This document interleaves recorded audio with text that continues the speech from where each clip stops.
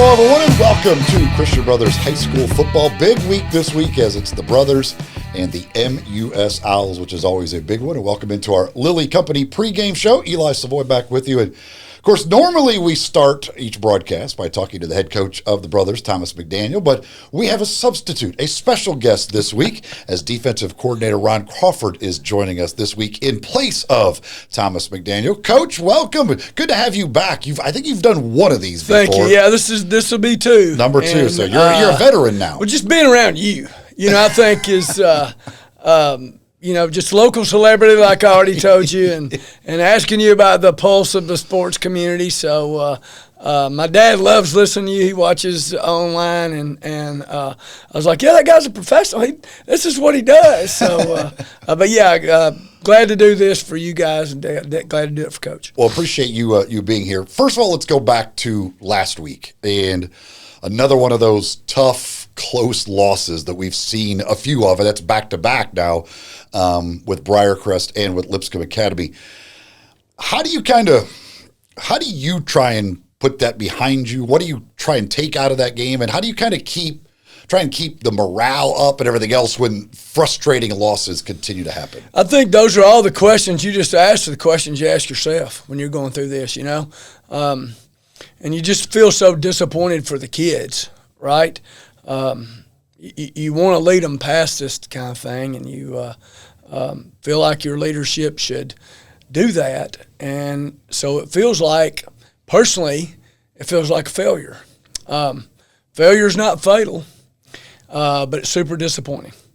I think the way you get kids to respond is if they know you care about them and you're doing your very best, they'll respond. The season's not over. I think the thing for me personally is I hate it for Tommy, right? I hate it for our school, hate it for our kids. But like we've said many times, and I got it from a former coach of mine, you really got two choices in life about anything. And then, we always talk about sport mimics life, You can either fight or quit. Yeah. So when something bad happens to you in life, you can either fight or quit. And if you're on a sports team and you have gut-wrenching stuff happen like we've had this year, you usually that stuff evens out, you think. The law of the average, it evens out, man. But it hadn't. And we haven't done our part in leadership and as a team to even that out. So that's our responsibility. We take that very seriously, and we love our kids, and you hate it for them. And I think now we got to pour into them and go, hey, this is one of those times in life that's not much fun, but what's your response to it? How are you going to respond to this? And the young man you're talking today to is one of those that responds great to it. So I think that we talk about lessons learned, and we know what's changed in the last 5 years in sport. Yep. With NI on that thing, I think you look at what are the things that are gleaned out of this. What can we bring of value to our players now, to our kids now? We understand they're disappointed and frustrated. So are we. But it's love them harder, and it's get them to really fight at practice. Let's Coach Rogers always says, got another day to get better. Yeah. So I think that's an interesting way to look at it, and that's a good way to look at life. Are you one that after games like that, like the next day or that night, you're running through the game in your head and thinking what if we did this here? Do you kind of do you try and say I just can't? You'll drive yourself crazy if you think about what if on every single play when it comes down to basically one play. I think that we always what if it. That's sports. Yeah. That if we'd have made this play here, if we'd have done this, we hadn't had a penalty here. But we did. And we have to own those things as coaches. We have to find ways that we don't make critical errors at critical times in games. And I think that's one of the things about leadership that, as you well know, is difficult, but it's also life-giving in the fact that here we have an opportunity now to show how we can respond to adversity. Now, unfortunately for our guys, man, a lot of adversity, but at the end of the day, it's a game. right? And we want to win. But what's important is how did we approach practice today? How did we approach the week? Did we do everything with a winning attitude? Did that attitude carry over to us on Friday night? And, I think we all have to believe in ourselves, Everybody's got good schemes. We have good schemes. We got to do a better job executing it. We got to give our kids more tools. It'd be nice to have the bounce go our way one time, but probably ain't. But it just didn't. So we've talked to the defense about, sometimes as a man, you got to put on that backpack of all the responsibilities you have, and that thing gets heavy, and you don't get to set it down till the day's done. The day may be long. So I think trying to just pour life things into them and smile at them and pat them on the back and tell them you care about them. I think just anything relation-wise that you can do is beneficial at this point. Is the most, I guess maybe the most disappointing part about last week, you mentioned the penalties, and obviously 2 kickoff returns called back because of penalties. Is that the kind of the thing that came out of last week that stands out, or what is it that stands out most about last week's an aggravating loss? Yeah. I think you point to those 2 things, man. Even with 2 minutes back, we get a first down. We have another penalty. It puts us behind the chains. We lost a guy in coverage on a scramble. When you work it all week, we had a busted coverage one time. They lined up Blevins at tailback, and we worked on him all week, and we don't identify him well. Pardon me.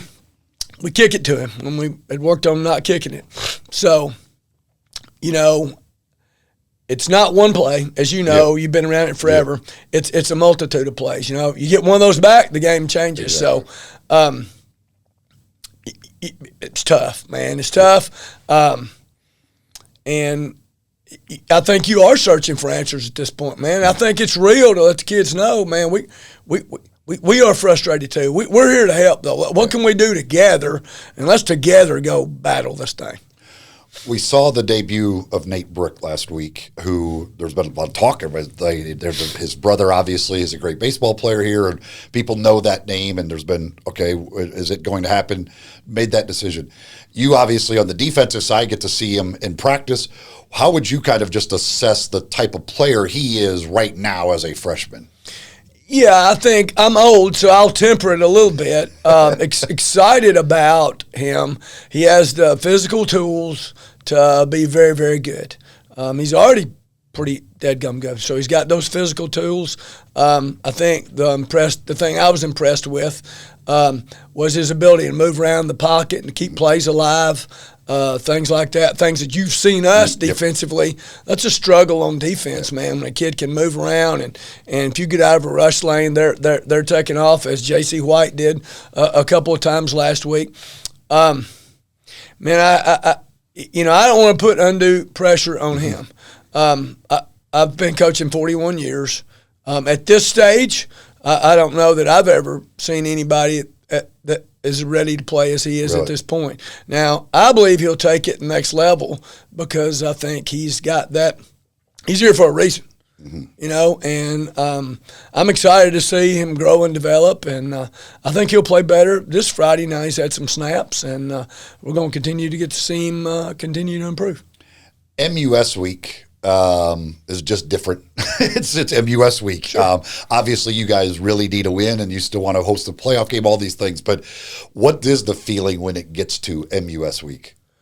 What you said. It's MUS week. I think that being here where we sit is enough. There really doesn't have to be anything else said. Then it goes back to what are their defensive schemes? What are their offensive schemes?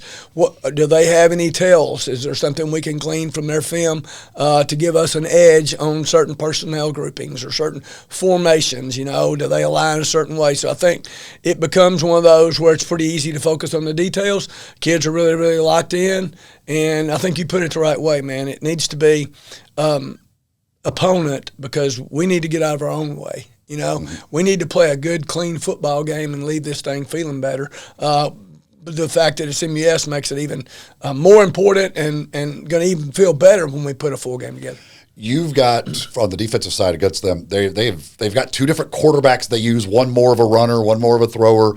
They've been very good running the football with a lot of different guys that they use. So from a defensive standpoint, what are the important things that you got to be able to do against this MUS team? Just like every week, Eli, you got to line up correctly. You got to communicate your calls. Any checks you have to be communicated across the board. And then we have to be aware of who's in the game. That does not mean that 7 doesn't throw it. That does not mean 2 is not great scrambling with the football. So I think, if you overdo those things, sometimes you're kind of looking for something, whereas defense is reaction. So we have to get aligned, read our keys like we always do, play what our keys tell us. And then obviously tackle well, right? Don't give up any explosive plays. Same thing on all the coaches' shows. But, how true is it? We gave up 2 explosive plays, 2 touchdowns, and we get beat by 3. So I think we had 2 explosive plays called back. So I think when you just look at the totality from the NFL Saturday to us of all those things carry across the board, man. There's no doubt. Turnovers and explosive plays will tell a lot about a football game. I don't care what level it's at. That's right. There's no doubt. Coach, thank you so much for your time. Appreciate it. Yeah, I'm glad to be here, and thank you. All right, that's Coach Ron Crawford filling in for Thomas McDaniel this week. We've got more of the Lilly Company pregame show coming your way as we get set for kickoff between the Purple Wave and the Owls. It's MUS week. This is Christian Brothers High School Football.